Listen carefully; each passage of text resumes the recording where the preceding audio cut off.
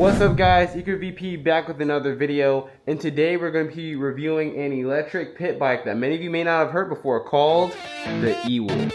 Now this bike's looks and performance both scream mini Stark Varg, so I'm really excited to unbox it and ride this beast.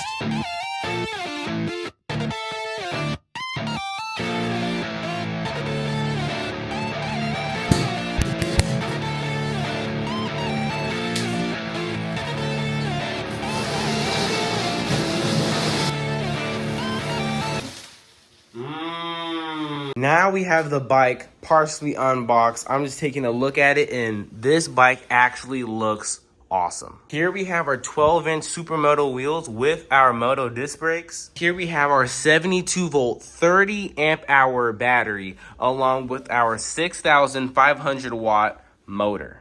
Before I get too carried away, let's finish unboxing this bike because we have another box it came with.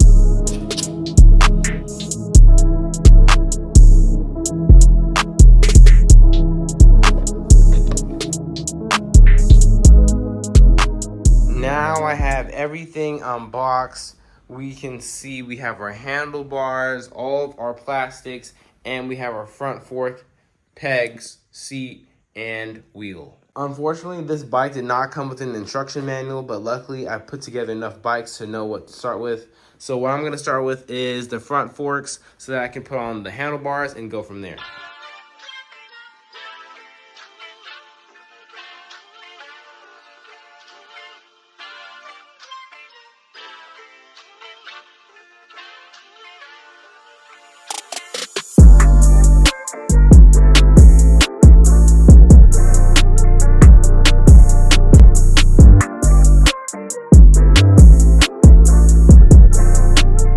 When securing on the plastics for the Nikon Ewolf, you want to start from the bottom here, and then you want to work from the back all the way towards the front to properly have everything fit.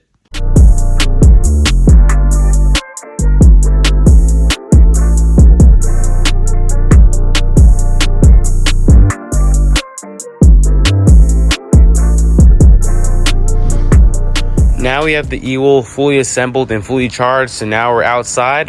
We outside! We're gonna do a couple tests. So we are at the spot of the first test, and what we're gonna be doing here is a top speed test to see how fast this bike can really go.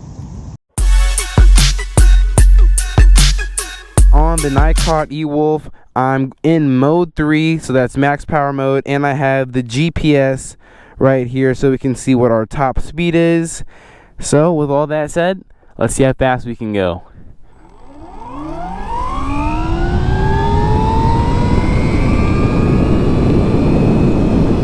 Oh, that's the limiter. We hit the limiter. 70 kilometers per hour. It says only 39. Oh, what? 39. There's a limiter. There's a limiter. It can go way faster than 70 kilometers.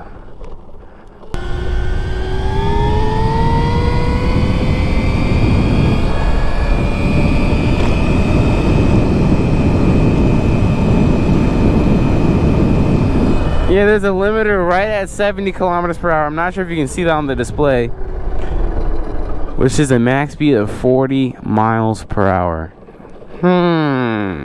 I'm gonna talk to Nikon and I'm gonna see if we can get that limiter removed, because I can tell this bike wants to keep climbing. Let's see how hard it's still pulling before it hits the limiter. Okay, let's do it one more time. 3, 2, 1, go. Oh crap, wanted to do a wheelie on me. It's pulling so hard right now, and then limiter, nothing.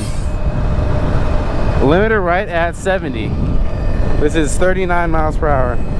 That's slower than the Sur-Ron. The Sur-Ron can go, they claim 45 for those Sur-Rons, but they're really like 43. So 39, a little bit under 40. There's a limit on here though. We need to, I'm gonna see if we can tune these bikes and unlock that, because this bike can definitely go faster than that.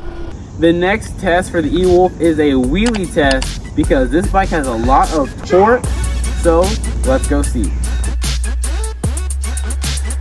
Okay, we are now on the Ewolf, and we're gonna see how much torque this bike has. So from a stop, oh my god! From a stop, this bike has so much torque, man. Like, look, if I'm look at my hand. Full throttle is that, so I'm barely touching the throttle, and this bike wants to come up. Get a flyby wheelie.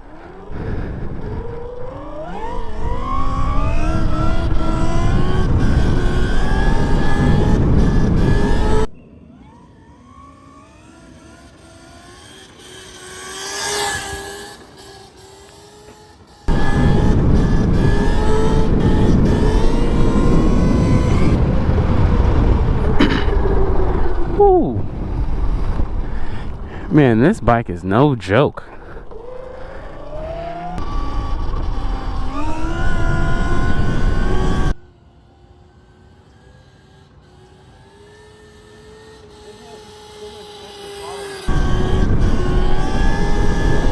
It has just so much extra throttle to keep the wheelie going. It's actually insane. We're on the Sur-Ron. You end up running out of power to continue your wheelie. This bike has just more power to keep the wheel coming back up over and over again. In comparison to wheeling this and wheeling the Sur-Ron, I can't really say there is a comparison, just because the Sur-Ron is so much bigger of a bike. But in terms of like the throttle on the Sur-Ron is more of like a smooth throttle, where this is more snappy. And when you let go of this, look, when I do this, you don't hear it turn off and turn on, turn off and turn on like on the Sur-Ron. And that's because this bike has no regen, so when you're wheeling it, it's a little different. It kind of coasts really easy, but I prefer regen because I don't have to use the rear brake as much. Now that those tests are done, we're going to talk about the range. To get where we were in the video, we had to travel a distance of 5 miles, and when we got there, both the Nikon and the Sur-Ron were both at 90%. After all the tests we did that day, we did a total trip of 16 miles, and the Nikon Ewolf was at 65%. So if you're going to ride the Nikon the way we were in this video, I would estimate that you get around 40 to 50 miles of range, and that's not too far off what Nikon claims, which is 60 miles of range. Now I want you guys to know that Nikon is actually working on a 7.5 and 8.5 kilowatt tune for this bike, which will increase the power by a whole lot. Along with increase the power, it might also increase the top speed. Now if you enjoyed this video and you want me to do a more in-depth review, let me know down in the comments, and if you have any critiques for Nikon, leave them down in the comments as well, as they would really appreciate it. Now with all the tests on the Nikon done, I think it'd be a great idea to drag race this bike against the Sur-Ron. This bike has a top speed of 40 miles per hour and not a top speed of 45, and it also has the same exact power as this bike currently at 6.5 kilowatts. Now if that's a video you guys would be interested in watching, make sure to subscribe and like this video so I know you guys enjoyed it, along with comment other stuff you'd like to see me do with this bike. And with that said, I'll catch you in the next one.